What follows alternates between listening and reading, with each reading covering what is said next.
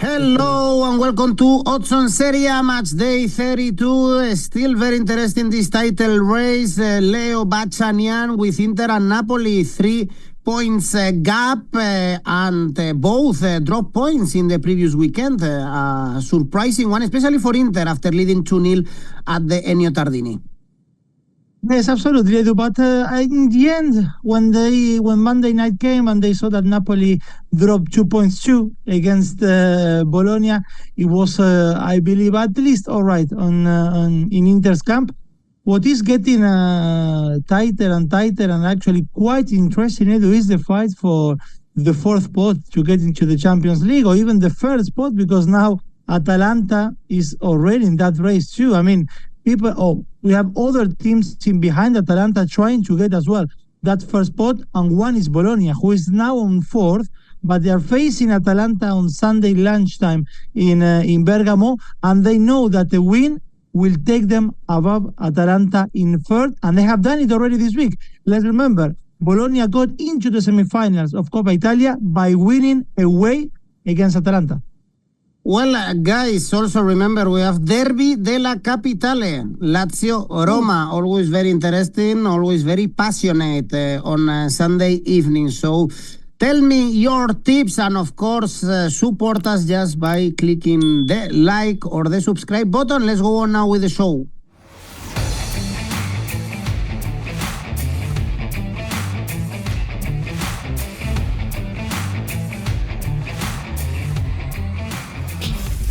And we start on Friday with a tough one for bettors. Leo, Udinese, Milan, because it's always really difficult to bet on Milan.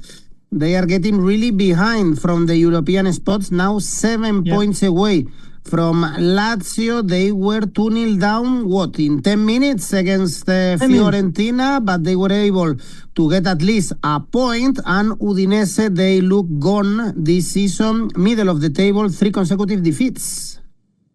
Yes, and to be honest, the point against Fiorentina does not change absolutely anything in terms of their European ambitions, if they have anything, which are becoming thinner and thinner for Milan.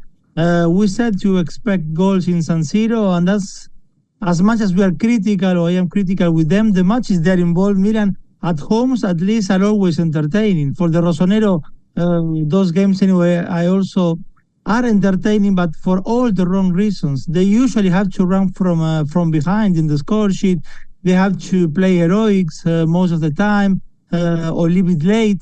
And in this case, to go from 0-2 to make it a draw at 2-2. The body language of Rangers said it all on Saturday. He didn't even need to say that he was tired of his team repeating the same mistakes over and over. Milan keeps starting games slow, and that has been very costly for them. You said 0-2 down within 10 minutes. Milan have conceded 4 goals in the opening 15 minutes of the last 4 games in Serie A. Tammy Abraham made it 1-2. And when Santi Jimenez arrived, we all thought that he was going to be behind the picking order. And now 𝐬𝐭𝐴 is relying a lot on Tammy Abraham physicality and determination. He scored a great goal against La Viola, and I believe that with Maignan, they were the Milan's best 2 players on the night. It was his third goal only in the season, and the first one since November. And for Milan, it is possible to come back on games, because they have good players. But it's astonishing the disconnect between the lines, or even between center half and fullbacks. If Theo Hernandez is such a force going forward, but he switches off to defend, he's not trying maybe a 3-man line at the back with Theo playing as a left wing back. At least I would say that no one can tell this time to 𝐬𝐭𝐴 that he did not try to change things, because after 24 minutes, 1 minute after Abraham put the 1-2 in the first half, he took Musa out, and he introduced 𝐜𝐿𝐵, who scored again for the second consecutive game. Bad news, Santi Jimenez got injured. Now it's 2 wins in the last 4 for Milan. Udinese arriving at the back of 3 consecutive defeats, you said. And they're in a run of 4 matches winless. They registered the first shot on target against Genoa in that 1-0 defeat last Friday with 15 minutes before the end. Yes, true, they had a goal disallowed before that, but very little threat in attack for Udinese. My take here, Edu, goals over 2.5, odds of 1.89. Always a good idea with Milan involved, although with Udinese, usually or in the last game, we are seeing low-scoring games. Saturday, Venezia, Monza, the worst two teams in Serie A. Another match ball for Venezia, only 5 points away from Lecce, but they keep drawing, and it's not enough for Venezia. Last game was a draw against Lecce, and these 5 draws in the last 6 games. If you don't beat Monza at home, Leo, they can already say goodbye to Serie A, even if the chances to stay in Serie A are slim. Yes, probably, Eduardo. That's why it's massive, and I agree with you. It's massive for Venezia. It's the time for them to win, now at home and against Monza. Probably a little bit now, the 1-1 with Lecce looks a little bit better than last weekend for a reason. A win for Venezia will take them level with Empoli, but Venezia has a better goal difference. And remember, for everyone, Empoli is the one that marks at the moment the relegation zone. That would mean they're going to be only 2 points behind Lecce, who marks the salvation zone with 26 points. This weekend, Lecce plays away with Juventus, and Empoli plays away with Napoli, so the chance is there. And then the next Matchday, on Matchday 33, Venezia is playing Empoli. So he couldn't get more of a 6-pointer this Saturday with Monza. That is why for me it's still difficult to comprehend why, for example, for a team that scored not too often, just 2 goals in the last 8 matches for Venezia, why did he not offer Ben-Yedder, a free agent, a contract in February or March, when he was visiting the team, when he was even at the stadium looking at them playing, and they couldn't agree on a contract for him. And at the same time, they scored 2 in 8 matches. 𝗀𝗲𝗀𝗀, the striker who left in January, scored 8 goals in 8 matches for Palermo in Serie B. But anyway, those are things of the past, and the opportunities there for Venezia against Monza, that is going to play Serie B football next season. My take here, Venezia to win 1.80, good enough for me. Impossible to trust Monza, and be careful, of course, because Venezia only 3 wins in the whole season. Next game is Cagliari. Inter thinking about Bayern Munich, especially after the great result they got themselves in Munich 2-1. We were saying be careful with this. Inter is a great team, and well, Nicolo Barella is one of the best midfielders in the world. He showed it again in Munich. Also, Lautaro scored a great goal, so I'm sure, Leo, they are very happy and very optimistic coming into the end of the season. But, well, they have to take care of this game. Can be tricky to focus because you can see the odds is 1.3. Cagliari, they are 6 points away from Empoli, but it's a big change coming from Munich to face Cagliari at home. Yes, and again, they were 2-0 up against Parma last weekend. I finished 2-2, but everything changed very quickly because after Parma, Simone Inzaghi had to defend his decision of making 4 substitutions in the second half when Inter was 2-0 up, taking off Lautaro, Di Marco, Bastoni, Çalhanoğlu. But those substitutions make sense after Tuesday night when they won a massive game in Bavaria, winning that first leg of what a goal from Lautaro, actually.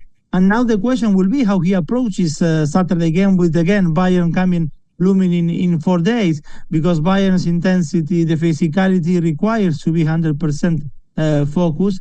But Cagliari away from home against top teams, it's also difficult to handle. They test your patience, they can punish you at the counter if you are not focused on marking while attacking. So there are important decisions ahead for Inzaghi. The chance is there again for them to pile pressure on Napoli, who is playing Monday night. They need to take every chance of doing it, because when you look at the fixtures ahead, the advantage is for Napoli. I keep saying this, at least on paper, Edu.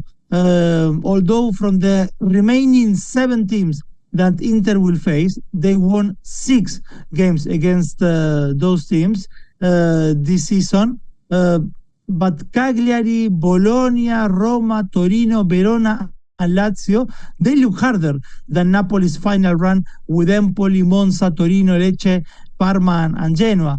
This said, for me, Inter still is a favorite, of course, to win this Serie A, and why not make it into the final, at least of the Champions League. Anyway, the highlight of that 2-2 with Parma, I would say, Lilian Thuram's face when his son Marcus scored. He looked totally unimpressed seeing his son scoring against the team for whom Lilian Thuram had a massive years there. 14 goals this season for Marcus Thuram, already the best goal scoring season of his career. The odds on Inter on the bet on the safe bet range. My take here, Edu, and because what happened with Parma, because Bayern again coming on Wednesday and is massive for Inter. The changes Simone Inzaghi is going to make, we need to take them into account. Cagliari Asian handicap plus 1.5, odds of 1.95, which is good, meaning that even if Cagliari loses by 1 goal margin, you will win half of your stake. Yes, we don't trust that much in this second line of Inter with Arnautovic and so on, and I'm sure Inzaghi is gonna make some turnover. Let's go to the next game, Juve Lecce. Tudor with Juventus, so far 1 win against Genoa, 1 draw against Roma, so it's not that bad. Yep. And they should beat Lecce, only 2 points above the bottom 3, is only 1 point in the last 6 games for Lecce, therefore no win since the 1st of February. Yes, Eduardo, and to be honest, I'm not saying that Igor Tudor, I'm not saying that at all is better than Mota, but he offers what this Juventus side was needing, which is fury, fire. He moves up and down the technical line, a little bit like a 𝐬𝐭𝐵, a lot of energy, which was missing before. You can't change personality. That's how Tudor is, and Mota was different. They played a very good first half against a team that was arriving to that game, Roma, at the back of 7 consecutive wins. The first half was very good for Juventus, I would say. They exchanged blows because Roma had chances, but I think when Locatelli scored, it was okay with what we were seeing on the game. And Tudor spoke of Gasperini being his model, and that he encourages his players to play 1v1 all over the pitch, and we are starting to see those kinds of things. Another aspect that he changed, let's remember, with Mota, the captain armband was changing usually game to game, and something that he's done it in Bologna and paid off for him. But Gianluigi Buffon was explaining that whenever you go into the changing room at the stadium or in the training ground, you will see pictures of previous Juventus captains. And Tudor, straight away, he arrived and he said to Locatelli, you are the captain, and period. That's it. You are the only captain. We're not going to be changing you. And basically, like, understanding as well the culture of the club. Of course, he played for the club, so he knows a little bit better. But those little things, they might be proving good at the moment for Juventus. I don't know in the long run, but at the moment is what they really needed. And going back to the football side, the second half probably wasn't as good as the first one, and in the end, the Juventus was content with the point. They are just 1 point behind Bologna, 2 behind Atalanta in a third. The next 3 matches for them is Lecce, Parma, and Monza, so there is a chance to make a strong case for Champions League spot, especially now with Lecce arriving winless in the last 8, 4 defeats in the last 5. My take here, all in all, Edu, Juventus to win 2-0, 1.95. It's going to be tough, the run to stay in Serie A. Probably it's going to be between Lecce and Empoli. Sunday, Atalanta-Bologna, great game, this one.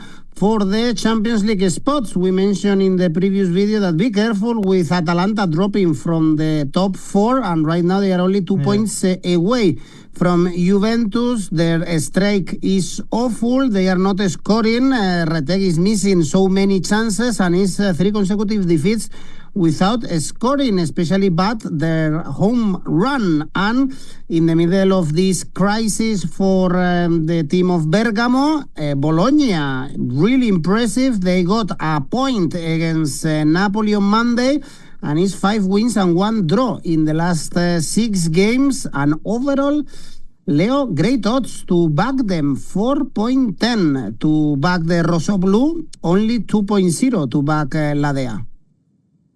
I was very surprised, to be honest, when I opened this the link on Atalanta and Bologna, and I saw the odds on that line for the visitors. They are coming on opposite, very opposite in terms of like how they charge in this game and the Champions League spots, with Bologna on fire at the moment, and Atalanta at home winless since the 22nd of December. They haven't scored in Bergamo in their last 4 matches in Serie A, and there was a moment against Lazio last weekend that it sums up this moment for 𝐿𝐴, because Ademola Lookman was mistakenly subbed off in the second half, at least by the explanations given by Gasperini. Gasperini wanted to replace Ederson with Lazar Samardzic, and to make the substitution happen, he told the team manager 𝐬𝐴𝐧𝐧𝐸 for Ederson, but this member of staff, who is the one that gives the paper to the 4th official, understood 𝐴𝐴𝐧𝐸, and Gasperini only realized about the mistake when he saw Lookman already coming crossing the line, and it was very late to do anything, and he was furious.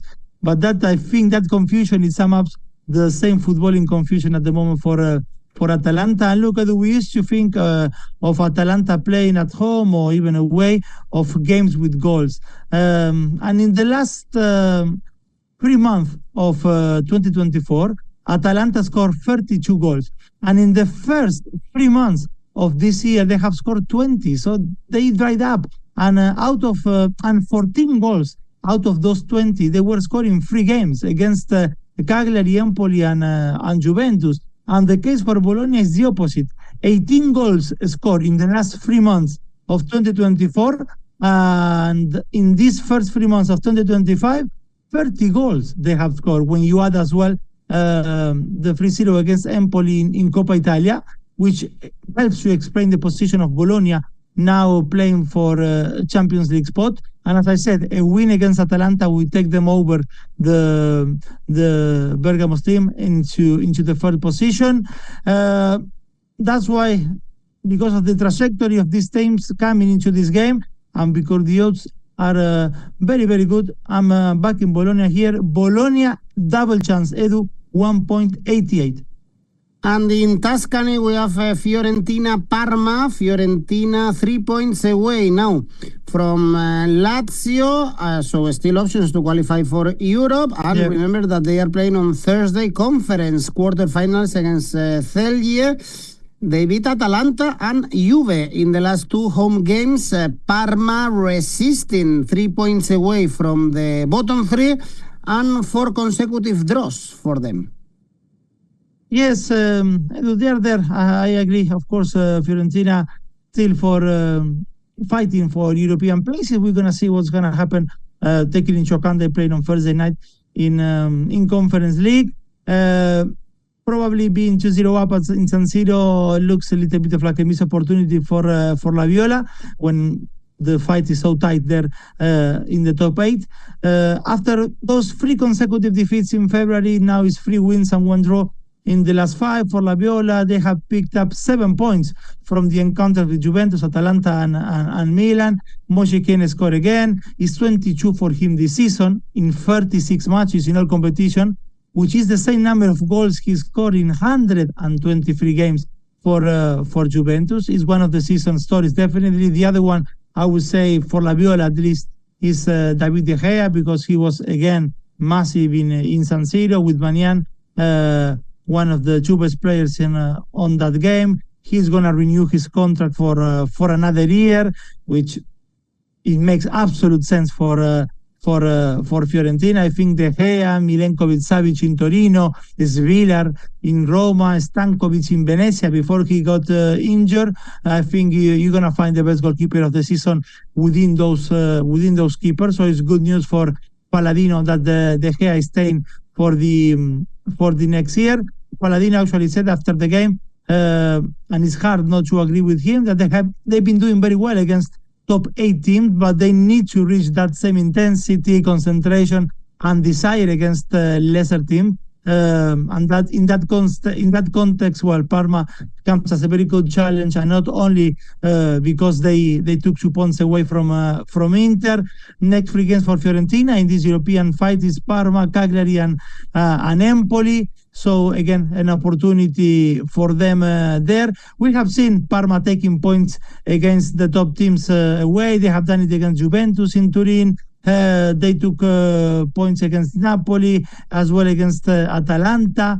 But well, even they draw and they won against Bologna, Parma.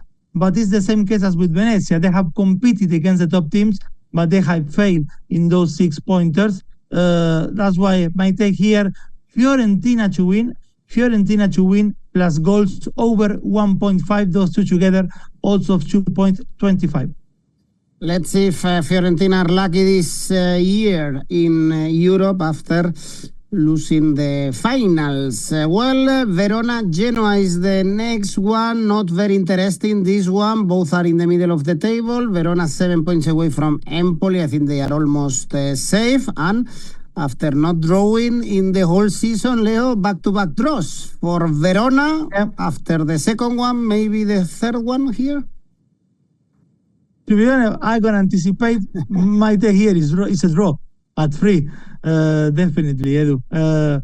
Another win for Genoa last weekend to keep up with their own title, which is to finish 10th this season. Another game with goals under 2.5 as well, in which Genoa is involved. 8 of the last 10 games have been goals under 2.5. Zanoli scoring his first goal of the season. In Genoa, you have Pinamonti with 8 goals, and then no one have scored more than 3 this season. Genoa team that is difficult to cut through. The noise at the moment is again Mario Balotelli, because he's not playing since December. He criticized Patrick Vieira before the game with Udinese, with the social media post. But other than that, everything seems so good for Genoa. Although away from home, things are usually a bit different for Patrick Vieira's side. But otherwise, Vieira has restored his reputation, I would say, after a difficult second year in Crystal Palace in the Premier League, after a brief period in Strasbourg in Ligue 1. And Sunday, as they visit Verona, who silently keeps being 7 points above Empoli after another draw, as you said, Edu, last weekend. They couldn't hold the lead because they scored against Torino, and after 3 minutes after, Torino equalized on the game. For Verona, is 3 defeats in the last 5 at home, but Genoa, as I'm saying, away from home on the road. The last time they won, that was in December against Empoli. So book is looking out for a draw here, and that's my take. I'm going that route. Verona, Genoa, a draw for me with odds of 3. And if Verona are almost safe, what to say about 𝐿𝐭𝐴𝐵? Great job by Cesc Fabregas and the team. 9 points away now from Empoli after beating Monza. Away, Torino, middle of the table, no defeats in the last 6, but the credit, Leo, I think, is to 𝐿𝐭𝐵, one of the greatest surprises of this season. Yes, Edu. I mean, if there was something to definitely believe that they feel they're going to play Serie A season next season, they are 9 points above Empoli. It was to see Fabregas at the Emirates on Tuesday. You know, it is strange because at the end of the day, he's managing a team at the moment, a team who is playing on the weekend, but he has time for himself to travel to London and work as a pundit for TV on that Champions League game. So basically, maybe missing 2 days of or at least 1 day of training with Monza with 𝐿𝐵𝐺𝐵, sorry, but that's the feeling at the moment. It was a win they really needed against Monza. 𝐿𝐵𝐺𝐵, we were saying Monza was providing the platform to finally 𝐿𝐵𝐺𝐵 get back to winning ways. It's not only 4.9 points above Empoli, but there are like 4 other teams in between, which helps their own case. They won it from behind. They started a little bit slow, losing 1-0 with Monza, but then in the end the 3-1 was perfect. I know 𝐿𝐵𝐺𝐵 gets many times the headlines. I personally been talking about him a lot, and I like him a lot. His future is linked with top teams, but I think it was the signing of 𝐼𝐨𝐵𝐻𝐵 in January what changed the course of things, I would say. His versatility, him being able to play as a striker, as a winger, intelligence to identify when to come short or when to go long. He scored against Monza. He has 6 goals this season. There was even time for 𝗵𝗶𝗏, the right back, to score his first Serie A goal of his career after 110 matches. So everything was in place last weekend. And Torino were drawing the last 4. There are 6 matches anyway without defeat. Torino, one of those teams that cannot wait for holidays to come. We keep saying that. My take in this one, goals over 2.5, odds of 2.15, not bad. And the game of the games this weekend, Derby della Capitale, Lazio, Roma, and even more interesting because both teams are fighting for the European spots. Roma dropped to the 7th spot after the draw against Juve. Lazio 6th after beating Atalanta, but remember they are playing also on Thursday quarterfinals of the Europa League against 𝐵oD in Norway, so they will be more tired. And when you check the head-to-head between these two teams, Leo, we have to see how tight all the games are. Actually, in the last 6 games, under 2.5 goals, and last 7, both teams to score no. So we usually see much more cards than goals in these kind of derbies. Exactly. Yes, Edu. And actually, I was trying to find the cards market. So far, I couldn't see, but there is something to have in mind. And even the last derby, when Roma won 2-0, let's remember, at the end of the game, red cards as well, a fight between the benches. So we are always up for that in this Derby della Capitale. A chance for Roma with a win to get above Lazio, who is at the back of a great win against Atalanta. They haven't played a great game.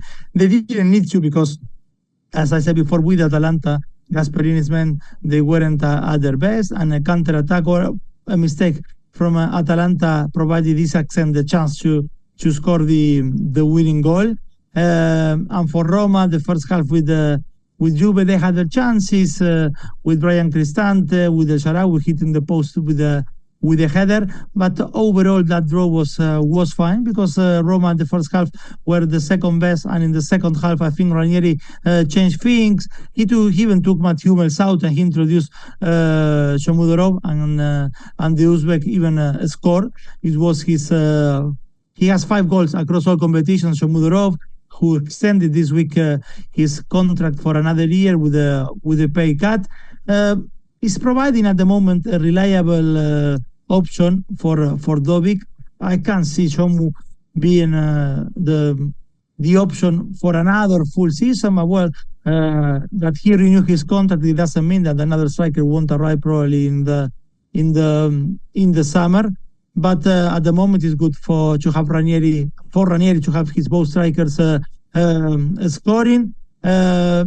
We will see how the Europa League and the trip to Norway plays out for Lazio. I think that's going to be on Baroni's mind, even as important as it is that first leg against 𝐵oD. Cards market, corners market as well, always handy in this Derby della Capitale. But I'm considering we're going to see again a cagey and nervous game. That's why I'm going the goals market. Goals under 2.5, not bad, 1.71. Very likely, of course, both teams to score no or the under if we check the last games. And even Roma's games are usually an under with Claudio Ranieri, especially playing away from home, although, of course, they share the stadium, so it's not really away in this case. And the last game on Monday, I don't know why Napoli are always playing on Monday if they are fighting for the title. It doesn't make sense, in my opinion. But we have Empoli. Napoli took the lead. Great goal by 𝐻𝐵 against Bologna. They could have won at the 𝗛𝗲𝗏, but well, it's a draw. And Empoli 2 points away from Lecce, still in the bottom three. No wins in the last 16 games. Let's see. Finally, Napoli have a comfortable game at home because, you know, these kind of games against strugglers, Napoli suffers. They suffer, but they usually manage it. They manage to get them through, and usually not by large margin, not at all. 1-0. Usually that score against lesser teams playing at home for Napoli. Of course, again, after playing with Bologna, knowing the results of Inter, it was a huge opportunity missed for Conte's team to reduce the deficit to 1 point. And also because they were ahead, because 𝐻𝐵 with that beautiful goal, 𝐬𝐭𝐚𝐲, you mentioned, it was the opening goal of the game. But at the same time, they could have lost the game at the end when Santi Castro missed an incredible opportunity just in front of the goal. It was a tap-in, and it would have been the 2-1 for Bologna. 𝐻𝐵 actually not playing on Monday, because he picked up another yellow card, so he's suspended. The same goes for Di Lorenzo. With Bologna, Napoli had enough chances to kill the game in that first half, especially. They played well, but it's a sign we have seen lately with them inconsistency within the matches. With Milan, amazing first 30-35 minutes, and then they suffer. They drop deep. With Bologna scoring first, creating chances, and again in the second half they were pushed back and threatened very little in attack. At home is 5 wins anyway, and 2 draws in the last 7 for Napoli. Empoli last win away was the 8th of December. Matchday 31, very disappointed 0-0 against Cagliari. That was a result that was far better for the Sardinians. That 0-0 came at the back of that 3-0 defeat against Bologna in the semi-finals of Coppa Italia. So on the odds on Napoli are on the safe bet margin. That's why my take is Napoli to win 2-0. Not a huge margin probably, but Napoli to win 2-0, 1.95. Really interesting this Serie A, as I always say, for the title, for Europe, and even for the relegation. Completely different from other leagues this season. Well, guys, if you also enjoy Serie A, remember that we have opened several tipster competitions where you can post your tips and win some cash prizes, and also that we have rivals when you can create your own tipster league. Leo, safe bet? Juventus to win 1.47, Edu. ACCA? ACCA Juventus to win plus goals over 1.5. Fiorentina to win and Napoli to win. All these three together, odds of 4.09. Hopefully we're gonna keep the run. The last 2 ACCAs came good. Let's go for a hat trick. Exactly. Let's go for a hat trick. Leo, see you. Thank you. Bye bye. Bye bye.